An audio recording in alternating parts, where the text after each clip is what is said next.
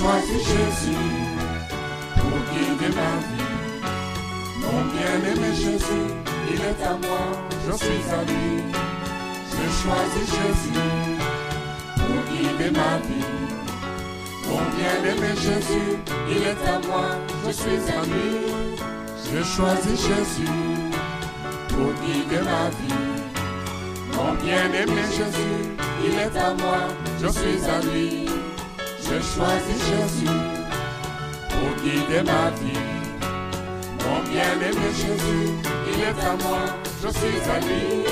En marchant dans les chemins, dans les rues, observant tous les... De nous avoir donné l'espérance de la vie éternelle. Nous nous souvenons de notre frère Pierre, lorsqu'ils ont été tous troublés par tes paroles. Beaucoup t'ont quitté, mais eux sont restés. Et Pierre a dit, Seigneur, où irions-nous? C'est toi qui as les paroles de la vie éternelle. L'argent ne nous fait des promesses que pour la terre. Et l'argent ne peut pas nous sauver de la mort. L'argent ne peut pas nous sauver des passions négatives de notre chair. Et toi, tu nous donnes la véritable vie qui nous sauve dès maintenant et jusque dans l'éternité. Merci de nous aider à nous accrocher à cette vie. Quelles que soient les difficultés, à toi la gloire, la louange au siècle des siècles. Amen.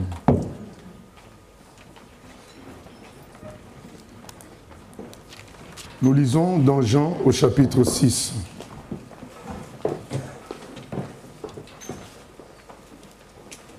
Jean 6, verset 60. Plusieurs de ses disciples, après l'avoir entendu dire « Cette parole est dure, qui peut l'écouter ?» Jésus, sachant en lui-même que ses disciples murmuraient à ce sujet, leur dit « Cela vous scandalise-t-il ? Et si vous voyez le Fils de l'homme monter où il était auparavant ? C'est l'esprit qui vivifie. La chair ne sert à rien. Les paroles que je vous ai dites sont esprit et vie. Mais il en est parmi vous quelques-uns qui ne croient point. Car Jésus savait dès le commencement qui étaient ceux qui ne croyaient point et qui était celui qui le livrerait. Et il ajouta, c'est pourquoi je vous ai dit que nul ne peut venir à moi si cela ne lui a été donné par le Père. Dès ce moment, plusieurs de ses disciples se retirèrent et ils n'allèrent plus avec lui. Jésus donc dit aux 12, « Et vous, ne voulez pas vous aussi vous en aller ?» Simon-Pierre lui répondit, « Seigneur, à qui irions-nous? C'est toi qui as les paroles de la vie éternelle. Et nous avons cru et nous avons connu que tu es le Christ, le Saint de Dieu. » Jésus leur répondit, « N'est-ce pas moi qui vous ai choisi, vous les 12? Et l'un de vous est un démon. » Il parlait de Judas Iscariote, fils de Simon, car c'était lui qui devait le livrer, lui l'un des 12. Il y a deux étapes dans la conversion, deux étapes essentielles.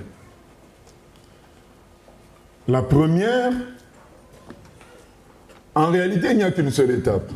Mais on va s'expliquer pourquoi on dit qu'il y a deux étapes. La première, c'est quand nous rencontrons le Seigneur, nous nous rendons compte que nous avons échoué. Nous nous rendons compte que nous avons le péché en nous. Nous nous repentons et puis nous demandons à le suivre. Nous demandons sa transformation à lui. Il nous sauve. Et beaucoup ont, d'une manière apparente, vécu cette étape-là. Les gens qui vont dans les églises, d'une manière apparente, ils ont vécu cela. Mais ce passage que nous venons de lire nous montre qu'il vient une étape du tri, où Jésus trie, où Dieu trie. Dieu filtre pour écarter ceux qui ont vraiment subi la première étape réellement et ceux qui ne l'ont pas connu réellement. C'est l'étape de la marche chrétienne, de la réalité de la vie chrétienne. En ce moment-là, on saura, on sait qui vraiment a été transformé et qui n'a pas été transformé. Parce que celui qui a été transformé supportera l'étape du tri.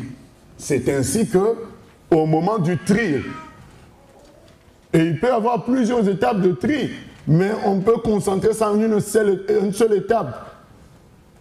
Et au moment de ce tri que nous venons de lire, beaucoup ont quitté Jésus. Mais il n'y a qu'un petit noyau qui est resté. Pierre a dit, nous, on est avec toi. Jusqu'à la mort, parce que c'est toi qui as les paroles de la vie éternelle. Donc il y a deux étapes. Et un problème qui empêche les gens de passer la deuxième épreuve, c'est l'incompréhension de la conversion. Tout le monde n'a pas tout compris. C'est pourquoi pendant 3 ans, Jésus n'a cessé d'expliquer. Il a même dit, donné une fameuse parabole, celle de la personne qui veut construire une tour. Jésus dit, mais il faut calculer d'abord à l'avance.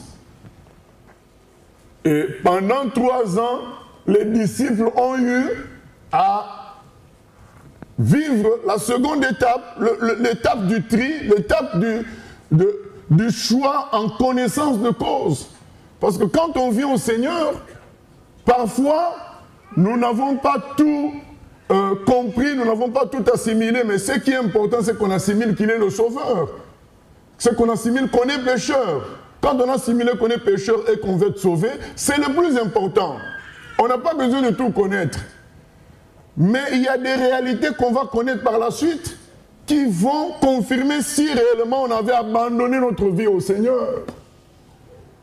Et ces réalités vont faire peut-être qu'en ce moment-là, on l'abandonne vraiment cette vie, ou alors on change de direction.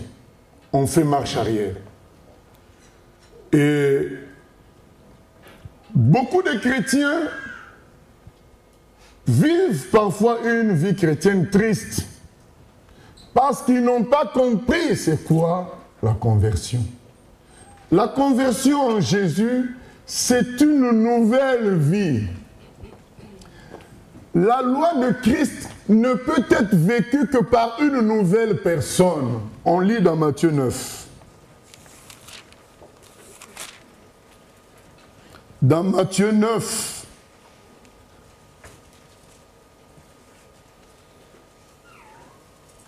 à partir du verset 14,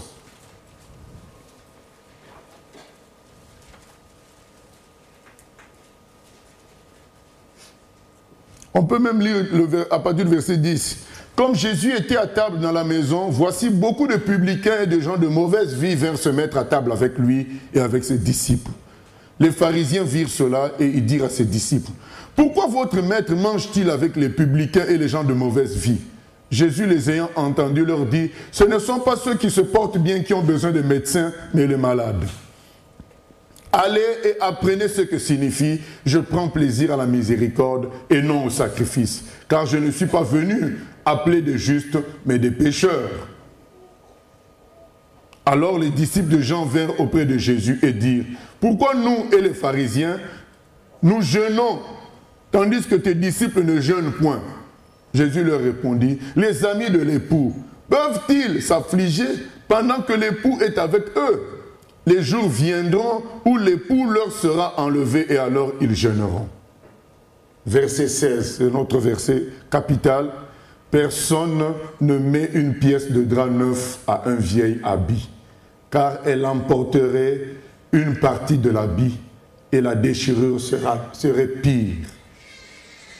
On ne met pas non plus du vin nouveau dans de vieilles outres, ou autrement les outres se rompent, le vin se répand et les outres sont perdues. Mais on met le vin nouveau dans des outres neuves. et le vin et les outres se conservent. Et nous avons un passage que la plupart d'entre nous connaissent, 2 Corinthiens 5, 17. Il nous est dit ceci, celui qui est en Christ est une nouvelle création. Les choses anciennes sont passées, toutes choses sont devenues nouvelles. Mais tout le monde n'a pas compris ça.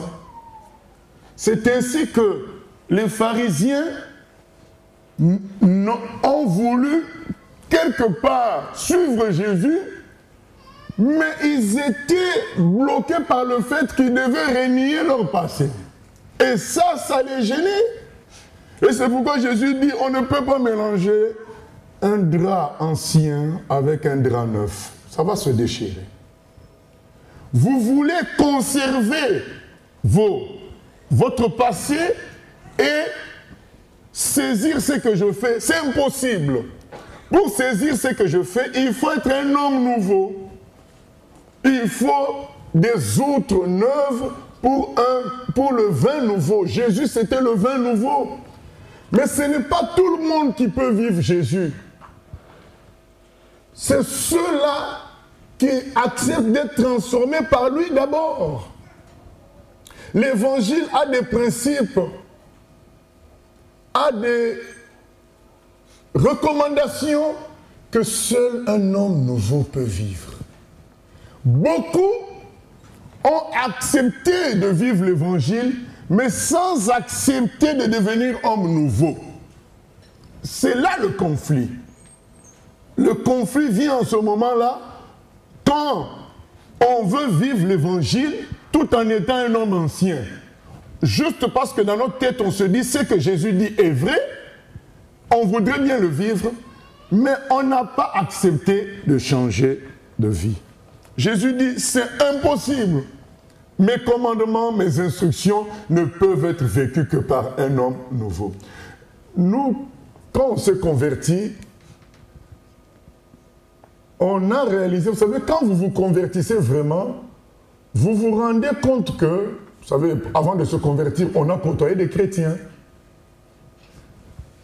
Mais quand on se convertit après avoir côtoyé des chrétiens pendant un temps, et quand on côtoyait ces chrétiens, on avait l'impression que nous, on était les méchants, et eux étaient les bons. On considérait tout le groupe comme pareil.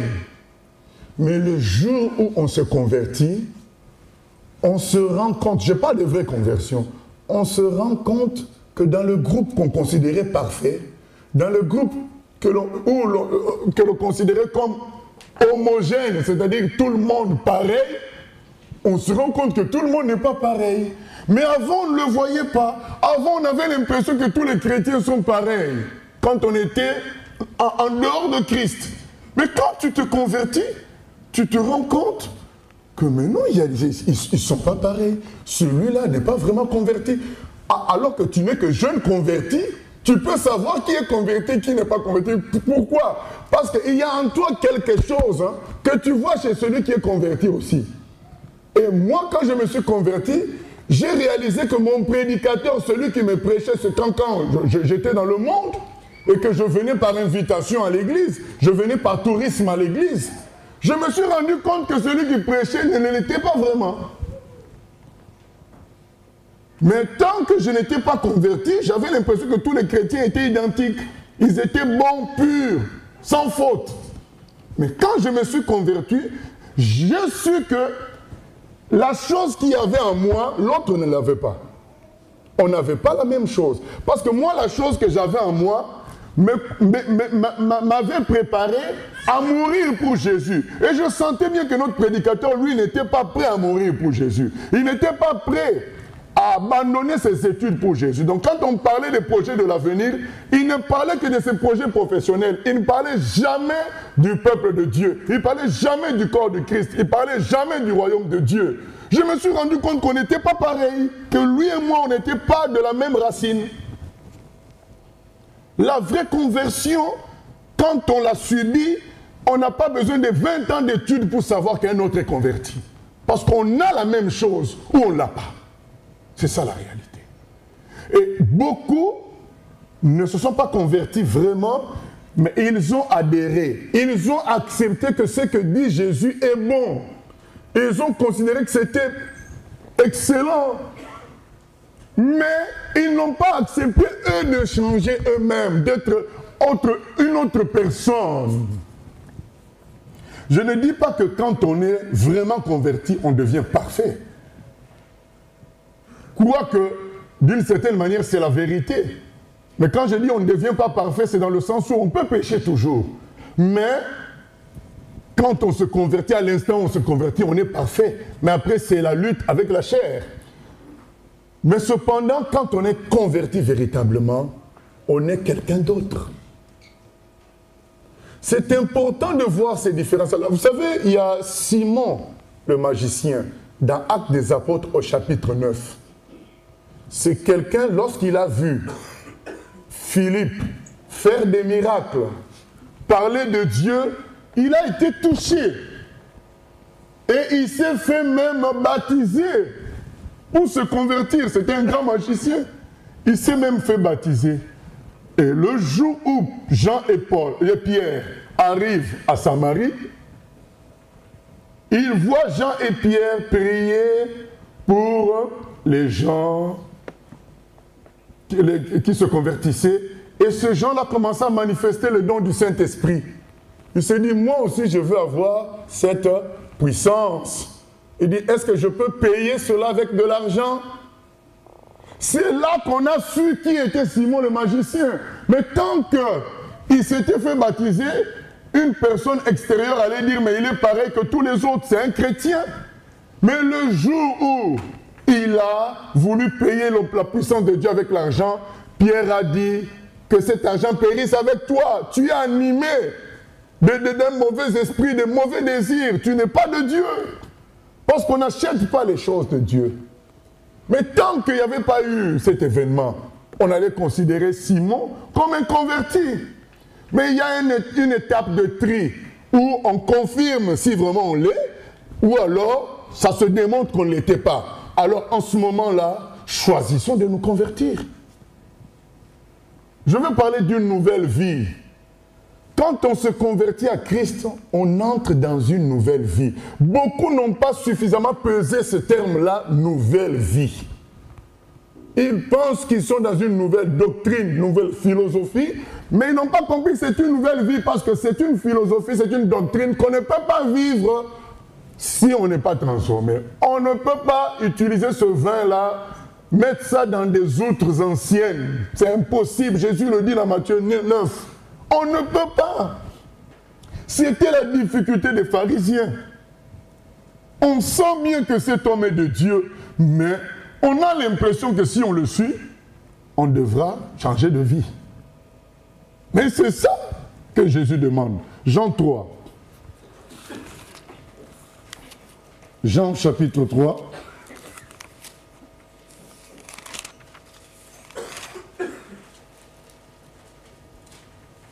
Mais il y eut un homme d'entre les pharisiens, nommé Nicodème, un chef des Juifs, qui vint, lui, auprès de Jésus de nuit, et lui dit, « Maître, nous savons que tu es un docteur venu de Dieu, car personne ne peut faire ces miracles que tu fais si Dieu n'est avec lui. » Jésus lui répondit, « En vérité, je te le dis, si un homme ne naît de nouveau, il ne peut voir le royaume de Dieu. » Nicodème lui dit, « Comment un homme peut-il naître quand il est vieux? Peut-il rentrer dans le sein de sa mère et naître ?» Jésus répondit, « En vérité, je te le dis, si un homme ne naît d'eau et d'esprit, il ne peut entrer dans le royaume de Dieu. Ce qui est né de la chair est chair, et ce qui est né de l'esprit est esprit. Ne t'étonne pas que je t'ai dit, il faut que vous naissiez de nouveau. Le vent souffle où il veut, et tu en entends le bruit.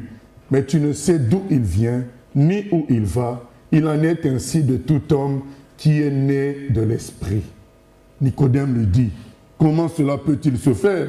Jésus lui répondit, « Tu es le docteur d'Israël et tu ne sais pas ces choses. » Voilà ce que Jésus donne comme réponse à Nicodème.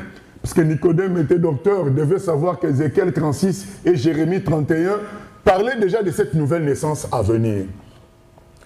Nicodème, c'est un pharisien, un grand docteur, parce que Jésus l'a appelé, tu es le docteur d'Israël, donc il devait être le docteur le plus fort d'Israël, à l'époque. Donc, il est censé, aux yeux des humains, être considéré comme quelqu'un de bon, quelqu'un de pur, quelqu'un de préparé pour aller au ciel, prêt pour aller au ciel. Mais lui-même était conscient qu'il n'était pas prêt pour le ciel, qu'il y avait des choses qui le freinaient. Et il vient voir Jésus, espérant que Jésus lui rajoute quelques passages qu'il ignorait dans sa bibliothèque, afin d'être sûr peut-être de son salut. Et il commence par une belle introduction. Jésus, c'est certain que tu es de Dieu. Mais bon, voilà. Il ne dit pas tout, mais Jésus lit dans son cœur. Jésus sait quelle est la soif de chacun, quel est le besoin de chacun. C'est pourquoi il est dit, personne ne peut arriver à Jésus s'il n'est attiré par le Père. En fonction de notre besoin, Jésus nous répond.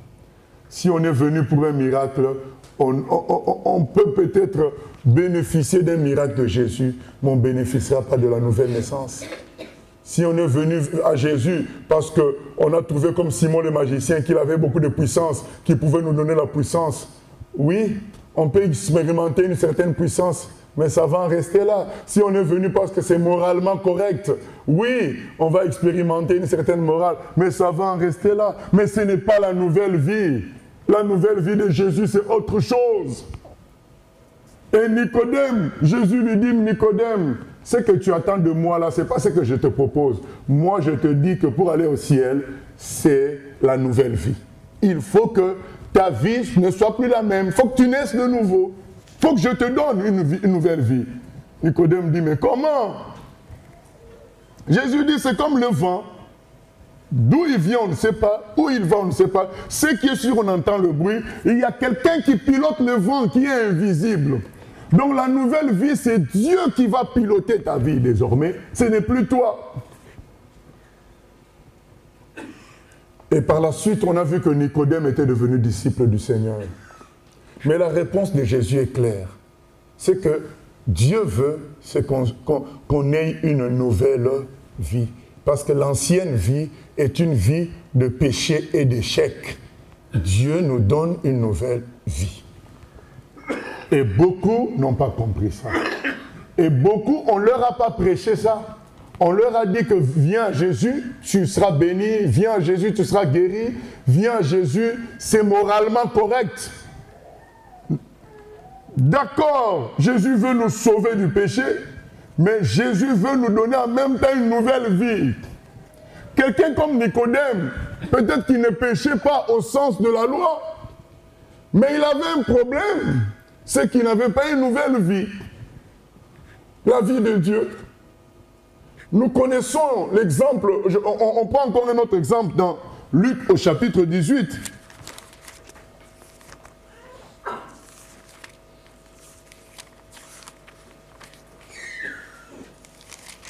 Luc, chapitre 18, verset 18. Un chef interrogea Jésus et dit, « Bon maître, que dois-je faire pour hériter la vie éternelle ?» Même problème que Nicodème. Hein? Jésus lui répondit, « Pourquoi m'appelles-tu bon? Il n'y a de bon que Dieu seul. Tu connais les commandements. Tu ne commettras point d'adultère. Tu ne tueras point. Tu ne déroberas point. Tu ne diras point de faux témoignages. Honore ton père et ta mère. » Le monsieur était content. J'ai, dit-il, observé toutes ces choses dès ma jeunesse. Jésus, ayant entendu cela, lui dit, il te manque encore une chose. Vends tout ce que tu as, distribue-le aux pauvres et tu auras un trésor dans les cieux. Puis viens et suis-moi. Lorsqu'il entendit ces paroles, il devint tout triste, car il était très riche. Voilà la différence entre une vie moralement correcte et la nouvelle vie. Ce n'est pas la même chose. Cet homme avait une vie moralement correcte. Il n'injuriait pas, il ne mentait pas, il payait sa dîme comme le voulait la loi. À l'époque, il allait au temple comme le voulait la loi. Mais il n'était pas agréable à Dieu. Parce que pour être agréable à Dieu, il faut être transformé, il faut recevoir une nouvelle vie. Il faut être quelqu'un d'autre que celui qu'on était avant. Quelqu'un d'autre. Et c'est là le conflit aujourd'hui, au milieu de beaucoup de chrétiens. Beaucoup ne veulent pas être quelqu'un d'autre. Ils ne veulent pas choquer leur entourage. Ils ne veulent pas choquer leur ancienne conception. Nicodème avait une ancienne conception. Ce jeune homme avait une ancienne conception. Et face à Jésus, il se rend compte qu'il doit choquer son ancienne conception. On lui dit, tout ce que tu as fait là, c'est bien, mais ce n'est pas ça qui sauve. Vends tous tes biens. Livre ta vie dans mes mains. Laisse-moi gérer ta vie. Laisse-moi te donner une nouvelle vie. Et c'est là que le monsieur, il se rend compte qu'il n'était pas à l'image de Dieu. Le Seigneur nous propose une nouvelle vie. Une vie de gloire. J'ai donné des exemples plus ou moins négatifs, mais nous avons des exemples positifs en grande quantité. Vous connaissez l'histoire de Zachée dans Luc au chapitre 19. Nous lisons Luc au chapitre 19, c'est tout près.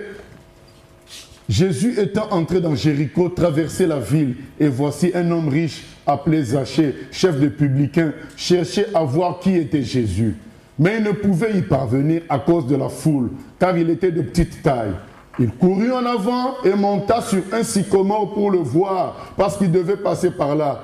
Lorsque Jésus fut arrivé à cet endroit, il leva les yeux et lui dit, « Zachée, hâte-toi de descendre, car il faut que je demeure aujourd'hui dans ta maison. » Zachée se hâta de descendre et le reçut avec joie. Voyant cela, tous murmuraient et disaient, « Il est allé loger chez un homme pécheur. » Mais Zachée, se tenant devant le Seigneur, lui dit, « Voici, Seigneur, je donne aux pauvres la moitié de mes biens.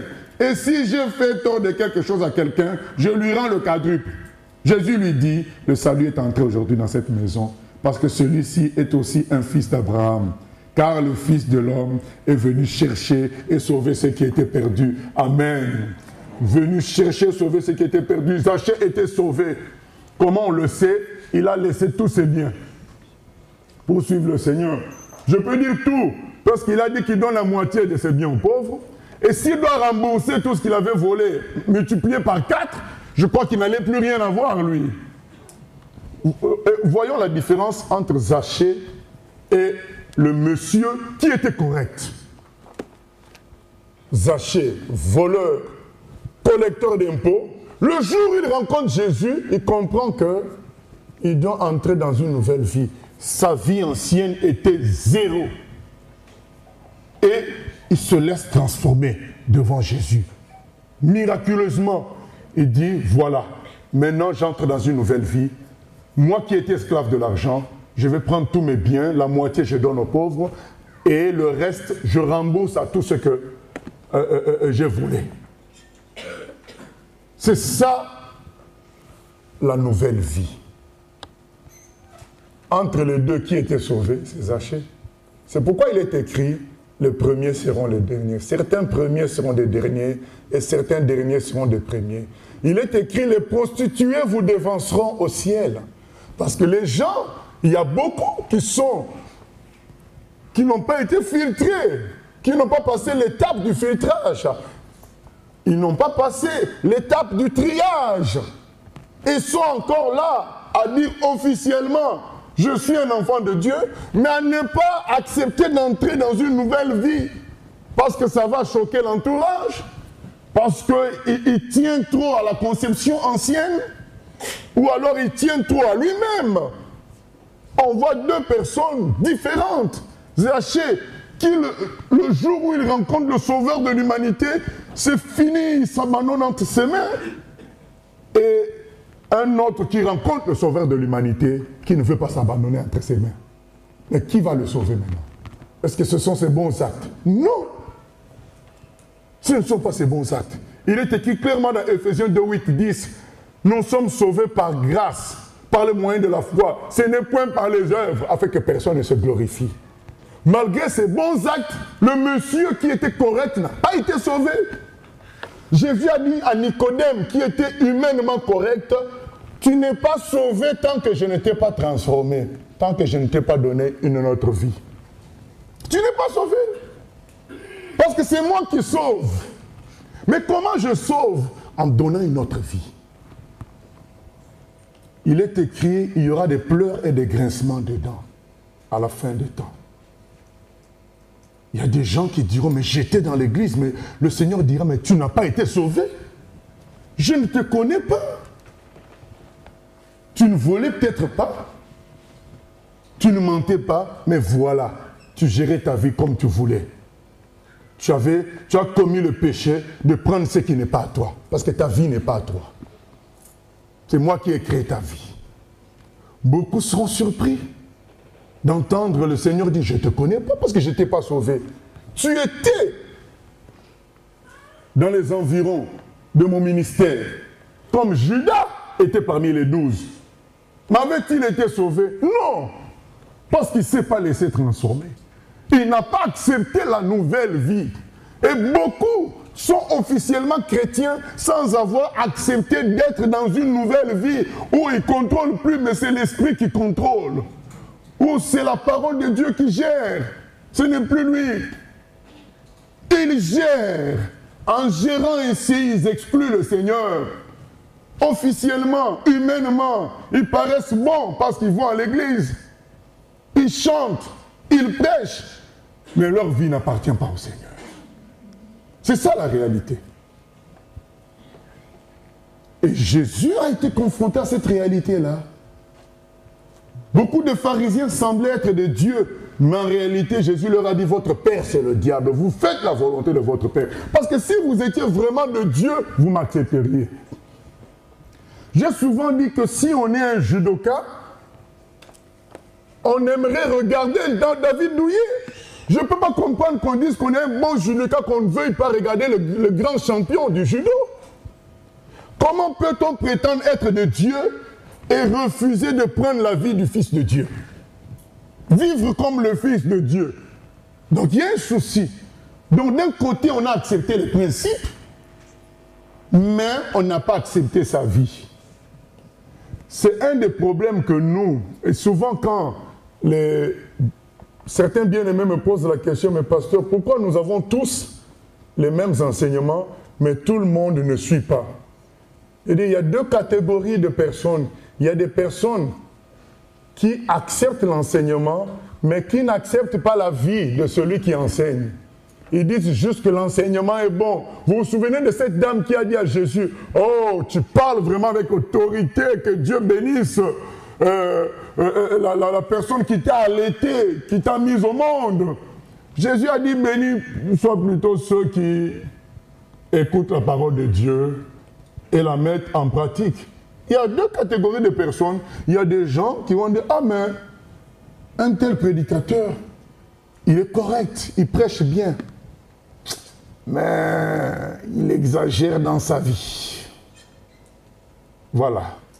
Je veux bien écouter ce qu'il dit, mais l'imiter, je ne veux pas, mais c'est contradictoire. On ne peut pas écouter Jésus et ne pas l'imiter. Donc on est resté dans le cerveau, on n'est pas entré dans une nouvelle vie.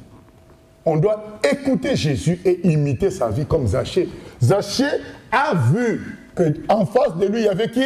Le Fils de Dieu. Il a dit, tiens, si le Fils de Dieu peut venir chez moi un pécheur, si le Fils de Dieu peut venir sans garde du corps, juste comme ça, comme un homme simple, mais qu'est-ce que moi j'ai à être entouré de richesses, parfois la plupart malhonnêtes?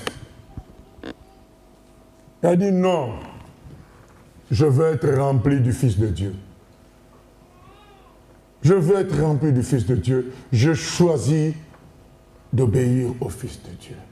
Je choisis de saisir la vie. J'ai l'habitude de dire, prenez tout, laissez-moi Jésus. Voilà.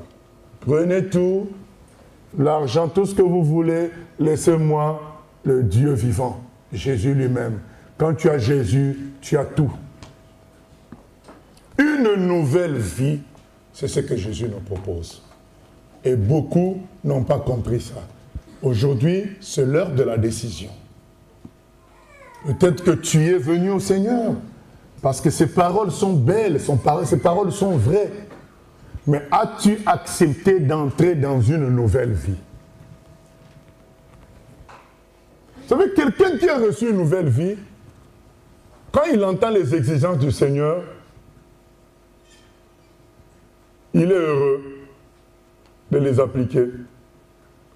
Mais celui qui n'a pas reçu la nouvelle vie, il ne sera pas heureux. Et celui qui a reçu une nouvelle vie, parfois il n'entend même pas les exigences du Seigneur. C'est l'Esprit qui est en lui qui le pousse. Il n'a pas entendu une voix, mais l'Esprit qui est en lui le pousse.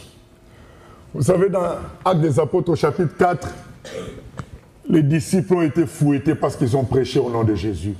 Il est écrit qu'ils étaient contents d'avoir été persécutés, d'avoir été fouettés à cause de Jésus. Comment expliquer ça? Ils avaient une nouvelle vie, bien-aimé. Si ta vie est triste aujourd'hui, peut-être c'est parce que tu n'as pas une nouvelle vie. Paul dit, soyez toujours joyeux. Parce que celui qui a une nouvelle vie, même s'il peut être abattu, ça durera peu. Parce que la nouvelle vie qui est en lui, ce sont des fleuves d'eau vive qui se régénèrent. C'est ça la réalité. La nouvelle vie, voilà ce que Jésus nous propose. Et c'est un changement radical.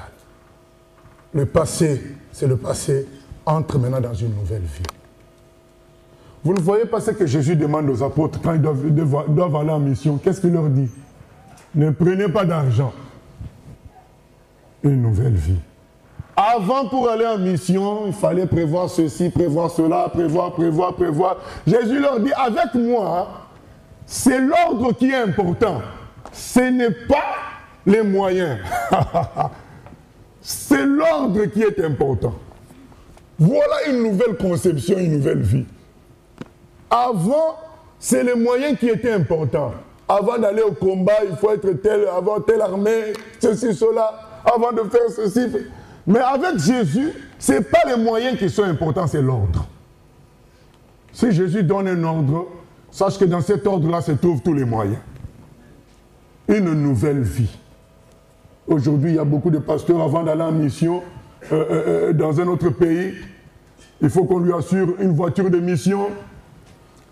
Il faut que le salaire soit fixé à l'avance, la sécurité sociale. Bien aimé, nous ne sommes pas contre si on a la possibilité d'avoir tout ça. Mais faire de cela une condition pour servir Dieu, non. Dans l'ordre de Jésus, il y a les moyens. Jésus n'a pas dit, allez et faites de toutes les nations des disciples. Voici, il y a des gens que j'ai mis de côté qui vont avoir des entreprises, ils vont vous donner l'argent. Non. Les choses allaient se faire toutes seules.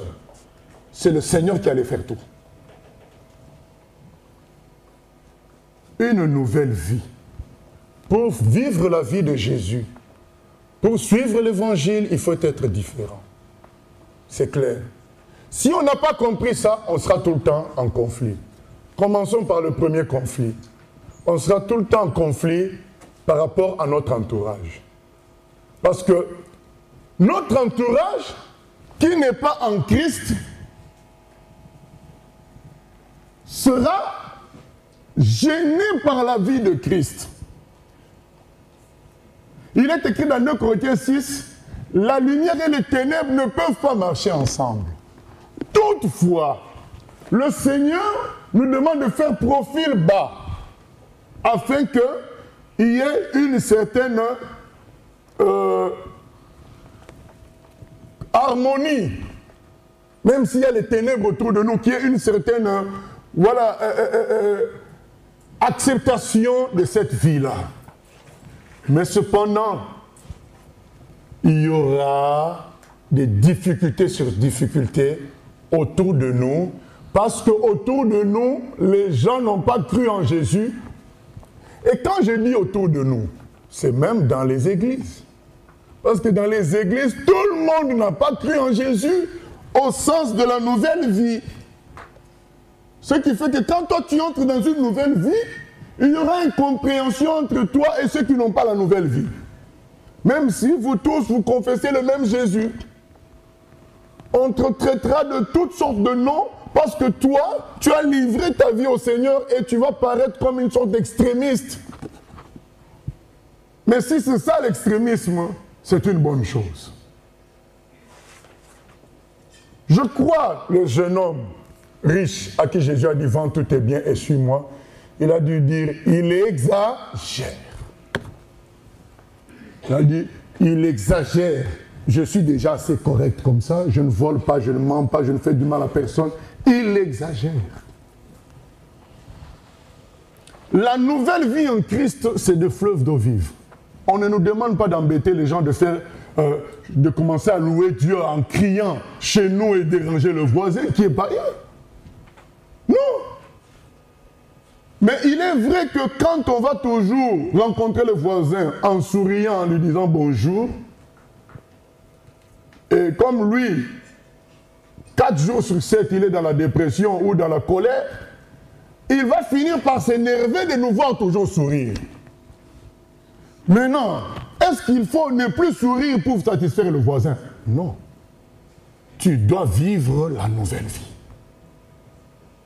Tant que ta nouvelle vie ne s'impose pas sur les autres, vis ta nouvelle vie. Bien aimé, moi le premier, comme c'est tombé un mercredi, j'ai jeûné. Je sais que j'allais choquer des gens, et dire qu'ils soient choqués. Moi je jeûne pour Jésus. Je sais qu'il y a des gens qui allaient dire, même le premier, mais qui a dit que le premier était plus grand que Dieu? Du moment que je ne t'oblige pas toi à jeûner, laisse-moi jeûner pour mon Dieu. Voilà. Est-ce que j'étais obligé, toi? Je n'étais pas obligé. Voilà. C'est simple. Vis ta vie, vis la nouvelle vie en Christ. Du moment que tu n'imposes ça à personne, vis ta vie. Alors quel est le conflit dont je parle aujourd'hui? Beaucoup de chrétiens n'ont pas compris cette nouvelle vie.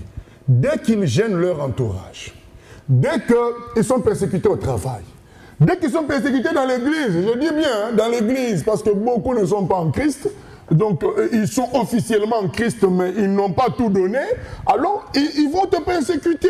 2 Timothée 3,12, est-ce qu'on peut lire ça? 2 Timothée 3,12.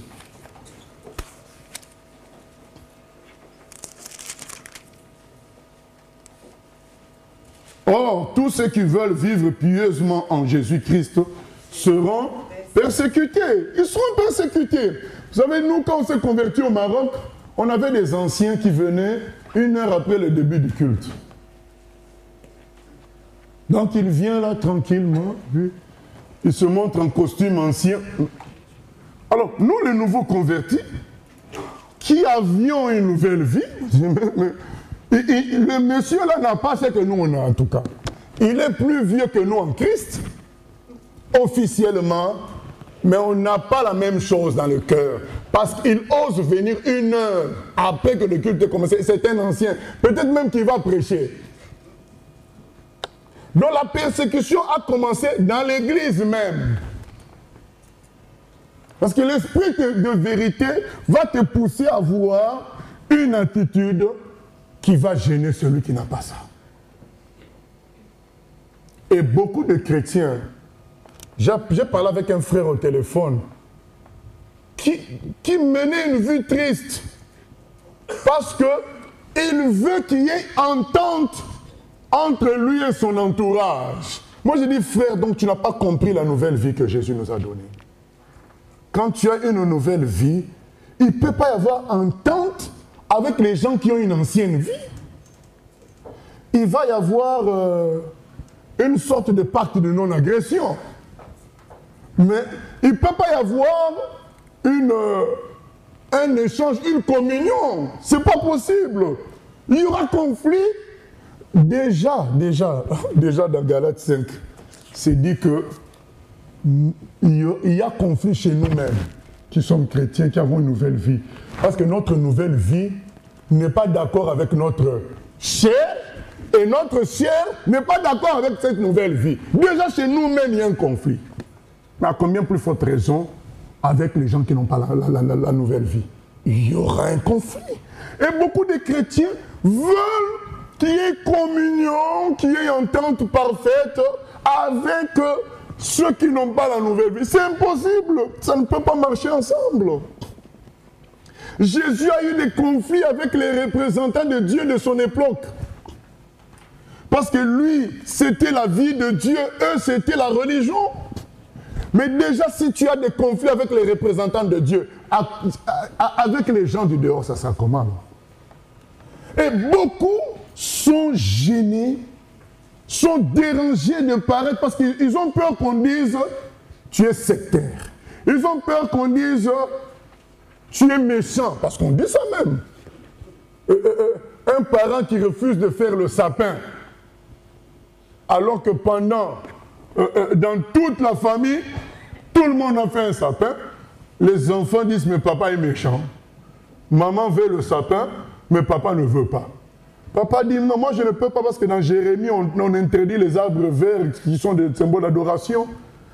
Je ne veux pas parce que ce n'est pas lié à Jésus. » Et les enfants vont dire « papa, tu es méchant ». Et vous allez voir, les chrétiens commencent à devenir tristes parce que leur entourage les rejette. Non, il faut au contraire réaliser 2 Timothée 3,12, que ceux qui sont en Christ seront persécutés. Donc, que ça soit plutôt une joie. Lisons 1 Pierre 4,12. 1 Pierre 4,12. Nous sommes toujours dans le 12. 2 Timothée 3,12. Gardez ça, 1 Pierre 4,12.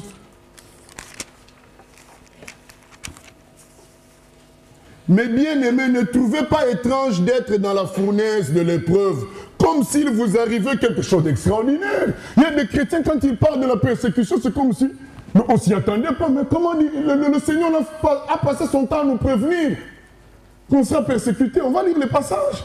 Il a passé son temps parce qu'il fallait le tri. Il voulait faire le tri. Il dit, mais attends, vous m'avez choisi, mais sachez que vous serez haïs. On va lire le texte tout à l'heure dans Jean 15. Vous serez haïs de tous. Pourquoi ça vous étonne? Pierre dit, mais pourquoi ça vous étonne? Comme si c'était quelque chose d'extraordinaire. Ce n'est pas extraordinaire. Réjouissez-vous au contraire, verset 13, de la part que vous avez aux souffrances de Christ, afin que vous soyez aussi dans la joie et dans l'allégresse, lorsque sa gloire apparaîtra. Vous savez, j'ai été en Martinique, dans un des stades qu'ils ont, et devant le stade, il y a les noms des joueurs. Vous savez, il y a une époque dans les années 67, 68, ils avaient une équipe, j'ai oublié le nom de l'équipe, qui a remporté la Coupe de France. Et les noms des joueurs sont sur le stade. Et quelque part, il y a aussi, je crois, les photos.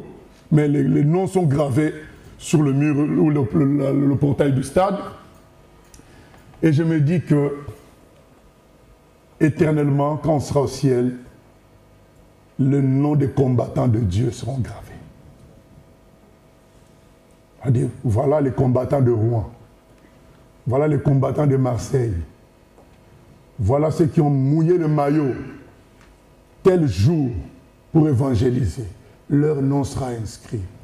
Bien-aimés, un jour ces souffrances finiront. Mais ça sera le début de souffrance pour d'autres personnes. Ce n'est pas en vain. Ces gens-là, quand ils remportaient la Coupe de France, ils travaillaient durement. Des Martiniquais venir remporter la Coupe de France ici en Europe. Mais aujourd'hui, leurs noms sont inscrits dans le stade. Mais un jour, nos photos seront là-bas. Là, on va voir la Normandie. Ah! Le temps merveilleux que c'était. Parce qu'au ciel, qui peut faire quelque chose de bien pour Dieu? Personne. C'est Dieu qui va faire du bien à nous tous, chaque jour. Ce n'est que sur terre qu'on peut faire des choses bien pour Dieu. Et il est écrit dans Apocalypse 14, les œuvres des saints les suivront. Un jour. Vous savez, ce stade-là dont je viens de vous parler, un jour il sera détruit. Mais au ciel, ça ne sera plus détruit. Ton nom est gravé pour définitivement.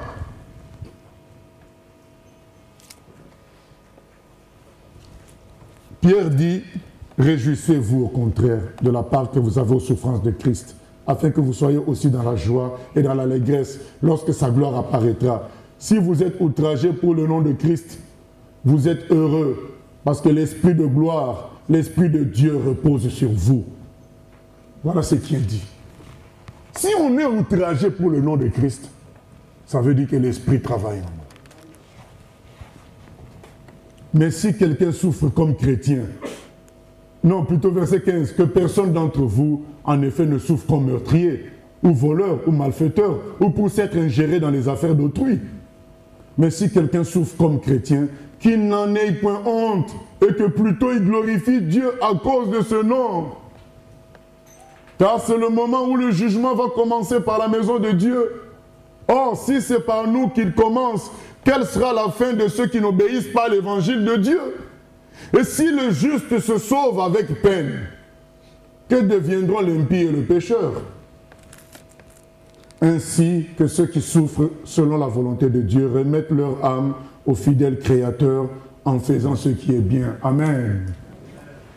Vous savez, il y avait un jeune converti, mais autrefois, c'était un grand peureux.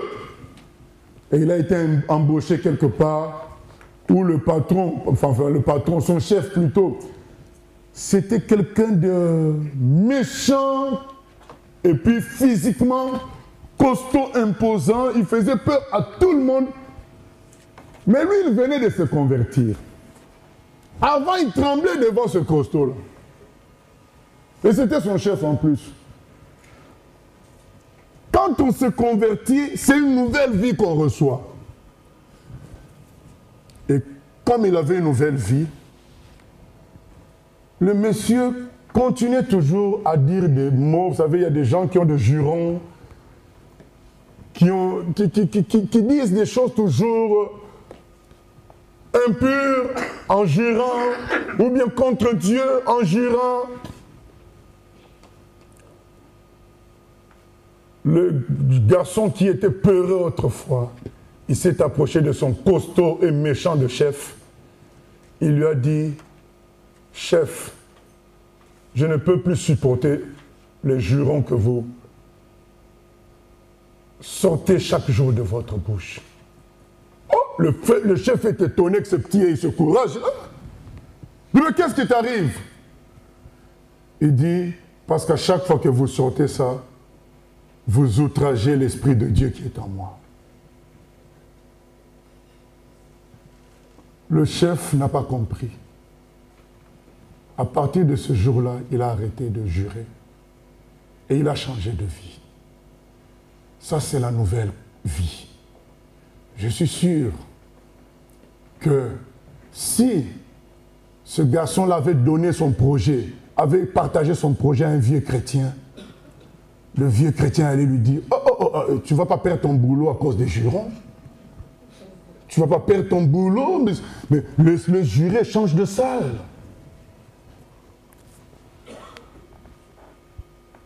Mais il n'a pas demandé à un vrai chrétien le conseil. Il a laissé la nouvelle vie s'exprimer toute seule.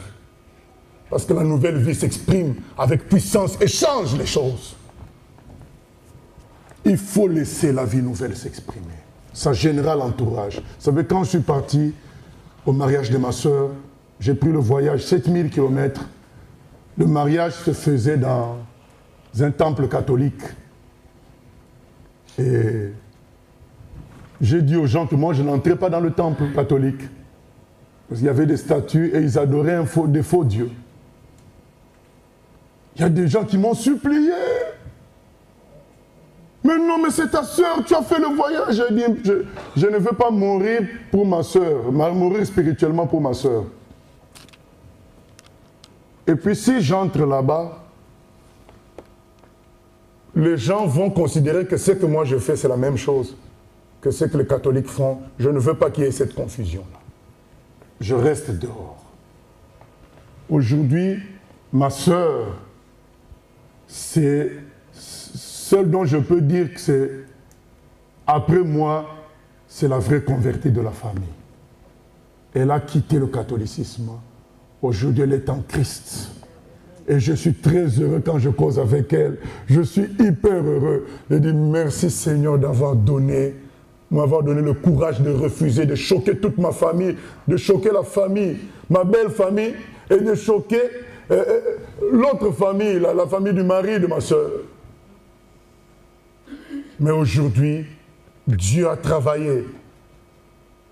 Un jour, elle voyait une procession à côté de chez elle. Elle a dit, mais ces gens-là adorent un humain. Il y avait une statue. Elle dit, mais c'est diabolique. Et elle m'a dit, c'est comme ça que j'ai quitté. Il faut laisser la nouvelle vie s'exprimer. On n'a pas dit qu'on prenne un fusil, commencer à accuser les gens. Vous êtes faux, vous êtes... Non. Laissons la nouvelle vie s'exprimer quand elle veut s'exprimer. Le vent souffle, tu ne sais d'où il vient ni où il va. Exprime la nouvelle vie. Ne l'étouffe pas. Il y a des gens qui vont dire, ah mais toi tu parles trop du Seigneur. Mais tu veux qu'il parle de quoi? Du fait de l'amour? Non, bien-aimé. De Lionel Messi? Non. Laisse-le parler du Seigneur. S'il doit s'arrêter, qu'il s'arrête tout seul. C'est la nouvelle vie qui gère. C'est Jésus qui gère.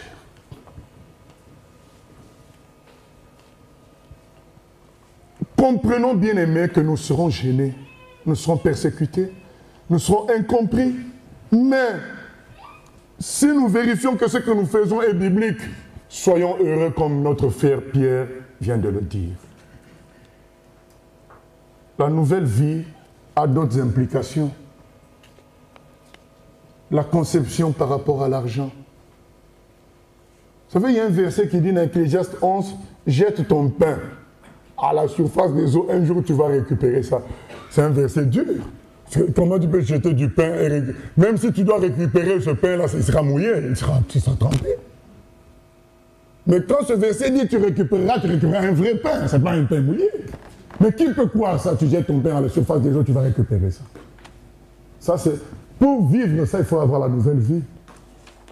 Où tu sais que c'est quand tu sors de l'argent, c'est là que tu en gagnes. Mais ce n'est pas mathématique, ça. Mathématiquement, quand tu sors, ça diminue. Mais quand tu as la nouvelle vie, tu sais que quand tu donnes, c'est là que tu reçois. Celui qui est arrosé sera arrosé.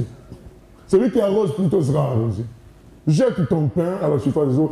Bien aimé, on ne peut pas appliquer la parole de Dieu si on n'a pas reçu une nouvelle vie. Parce que c'est contradictoire avec l'ancienne vie.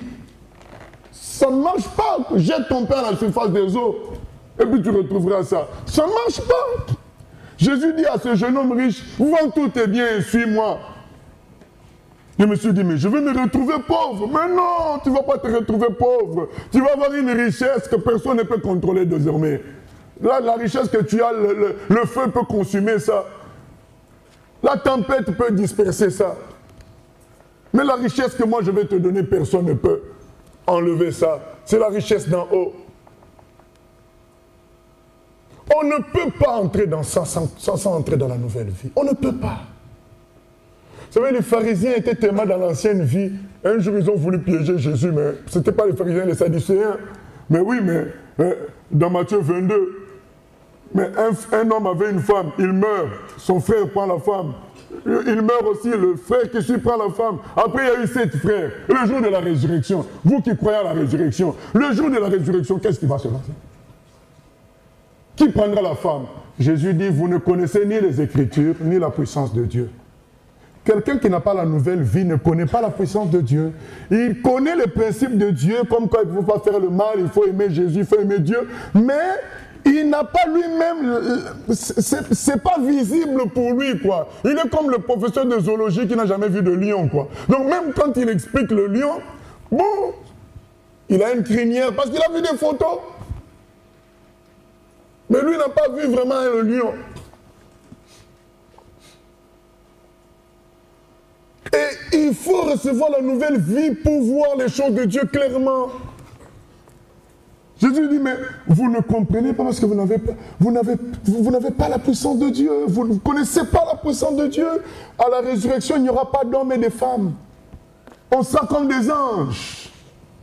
Dieu est puissant pour nous transformer en anges. Mais quand quelqu'un n'a pas la nouvelle vie, il ne connaît pas la puissance de Dieu.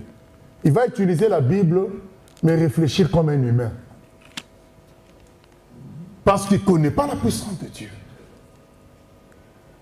La nouvelle vie, bien-aimée, parce que là, on n'a plus le temps, la nouvelle vie nous amène à tout faire par amour.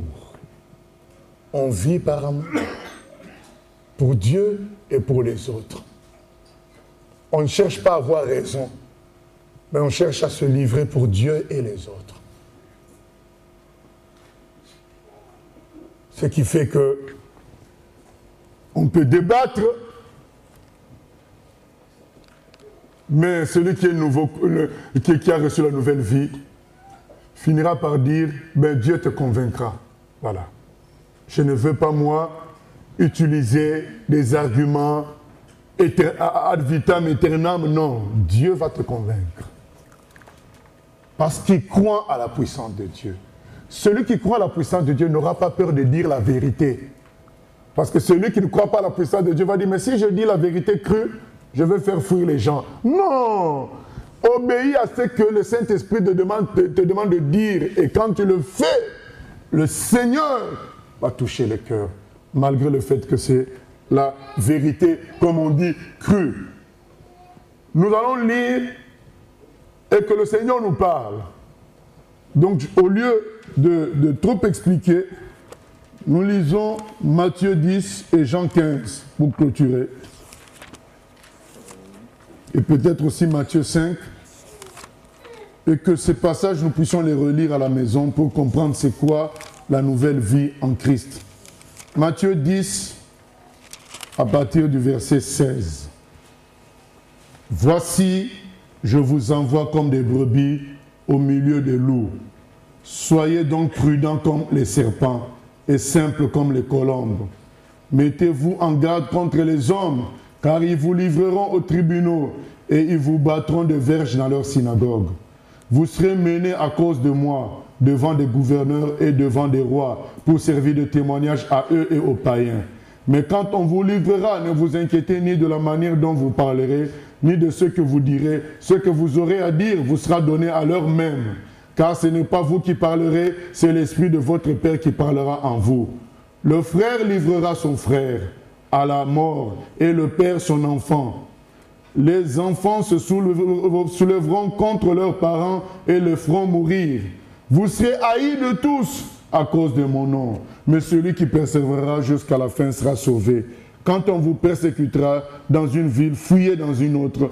Je vous le dis en vérité, vous n'aurez pas achevé de parcourir les villes d'Israël que le Fils de l'homme sera venu. Le disciple n'est pas plus que le maître, ni le serviteur plus que son Seigneur.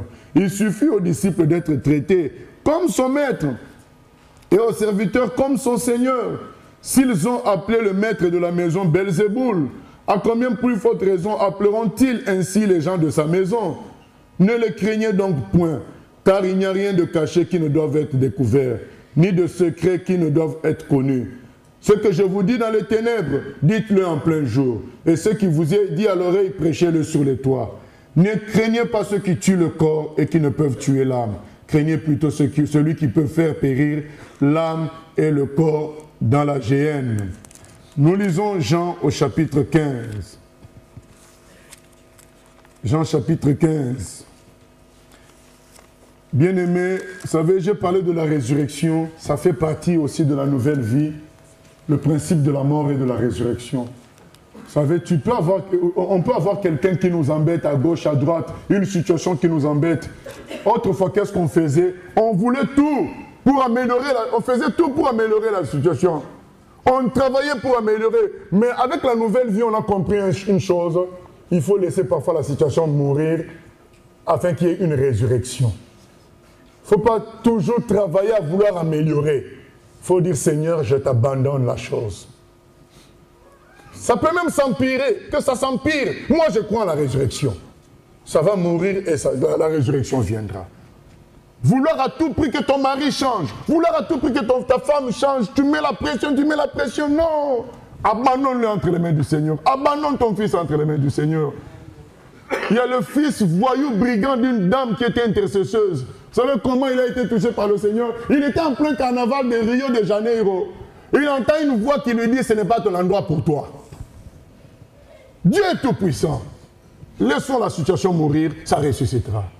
Et le monsieur quitte l'endroit, il va chez sa copine dit, je ne veux plus de toi, sans raison. Jusqu'à ce qu'il se convertit. Amen. Laissons les situations pourrir, la résurrection est pour nous. Et Nous lisons donc dans Jean au chapitre 15.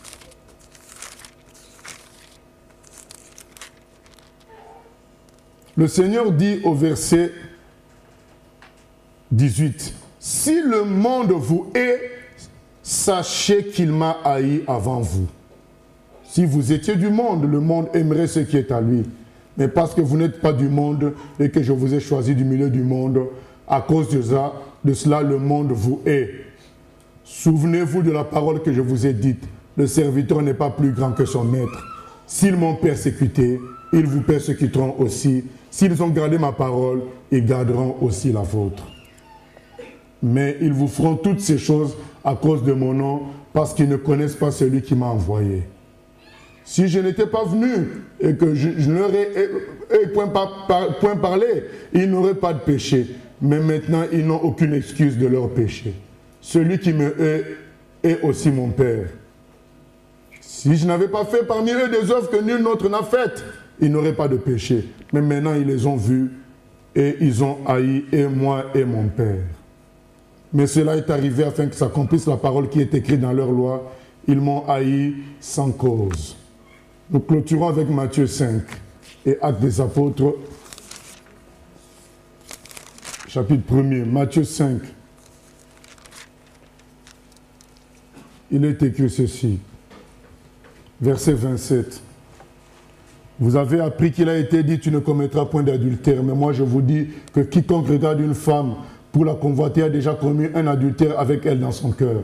Si ton œil droit est pour toi une occasion de chute, arrache-le et jette-le loin de toi, car il est avantageux pour toi qu'un seul de tes membres périsse et que ton corps entier ne soit pas jeté dans la géhenne.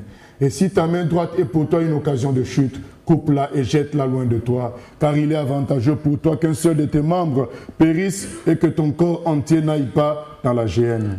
Il a été dit que celui qui répudie sa femme lui donne une lettre de divorce. Mais moi je vous dis que celui qui répudie sa femme, sauf pour cause d'infidélité, l'expose à devenir adultère, et que celui qui épouse une femme répudiée commet un adultère. Vous avez encore appris qu'il a été dit aux anciens, tu ne te parjureras point, mais tu t'acquitteras envers le Seigneur de ce que tu as déclaré par serment. Mais moi je vous dis de ne jurer aucunement ni par le ciel, parce que c'est le trône de Dieu, ni par la terre, parce que c'est son marchepied, ni par Jérusalem, parce que c'est la ville du grand roi. Ne jure pas non plus par ta tête, car tu ne peux rendre blanc ou noir un seul cheveu.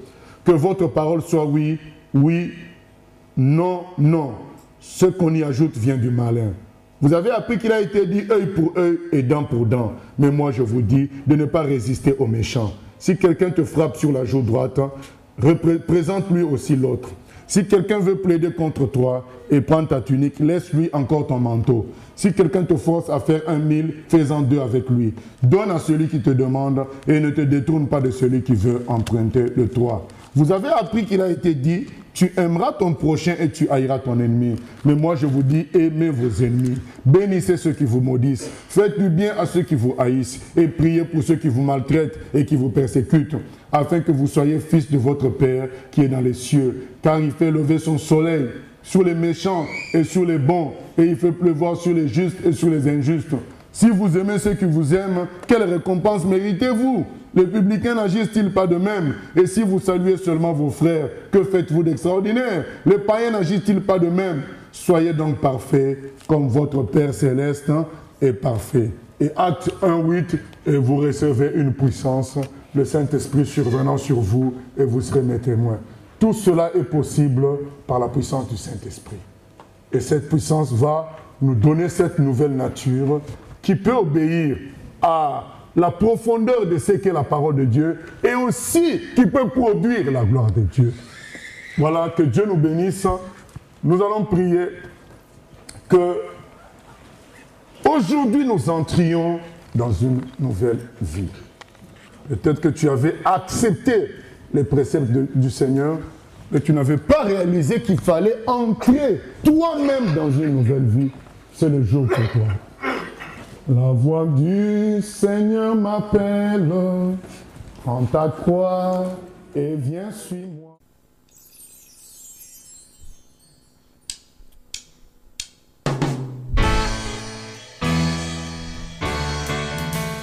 J'ai choisi Jésus pour guider ma vie.